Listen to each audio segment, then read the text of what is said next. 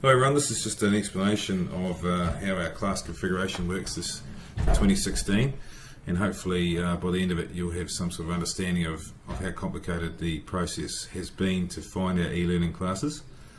I guess first and foremost what I have to do is prioritise your son's academic band. As you can see here, we've got two classes above, we've got 3 classes in the above average class and 5 classes in a mixed ability classes, as I explained at the New Parents Evening in October. For me, the boys' academic needs come first and foremost, and I haven't pulled anyone outside of their academic banding for e-learning.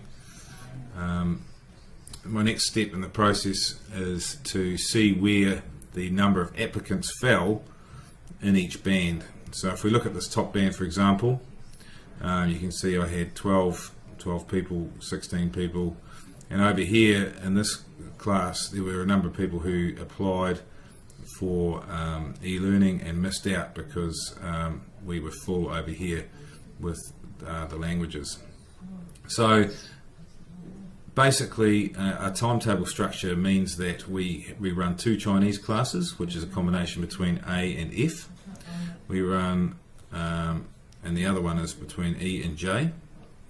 We run 2 Japanese classes, so E and J go together, and B, D and G go together. We have 1 Te Reo Māori class, which is a combination of B, D and G. And then we have 5 French classes, which you can see here, A and F. C is a standalone French class. B, D and G is a French class, and H and I are both standalone French classes. So you could probably already start to see the complexity of the timetable and the limitations it places on us this year with the e-learning classes. What I then did was looked at where I was going to get the best fit for as many e-learning applicants as possible. So in this situation I was able to put a Chinese-French combination together and add 12 and 16 e-learning applicants to make a form class of 28. That of course meant that other boys in that topic academic band that missed out, that chose French, Te Reo or Japanese, obviously missed out on that e-learning opportunity. In this mid-band, for example, same sort of thing. I had a large number of boys who picked French and e-learning, some Te Reo and some Japanese that wanted e-learning. And that of course meant that a number of boys that chose Chinese and Japanese over here weren't able to be in the class. I could only really limit it to 28, 29 people in the class. And as you can see, if we run through, there's 15 people who chose French up the top.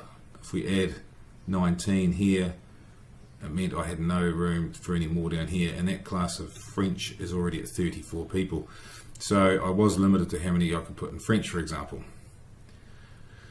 Down here we had enough boys to make a full French class, but not enough to make 2 full French classes. So if a number of boys that didn't make it into this group had to get bumped out into this class or this class here, and that left me with a good number of boys that wanted to do e-learning who chose Chinese and Japanese within this academic band, so they were able to make a class of 28 here.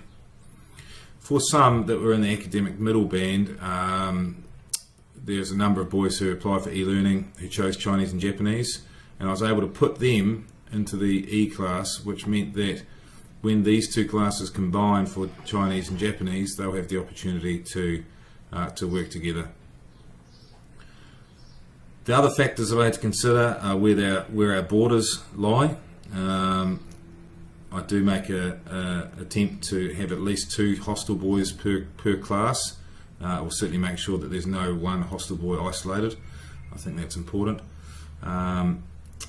And then there's other factors that I have to consider, such as information from schools, boys with specific learning needs, and so on. So as you can see, I've managed to provide places for about 112 boys that applied for eLearning. There were 25 that missed out, and that is unfortunate, but it's luck of the draw in some instances. Hopefully this video has been helpful, and obviously it's really unfortunate that anyone has to miss out at all, but given the nature of this transitional period, I hope you can see that it was pretty impossible to avoid. I don't envision it would happen again in the future as we move to a fully integrated Year 9 class in 2016, hopefully.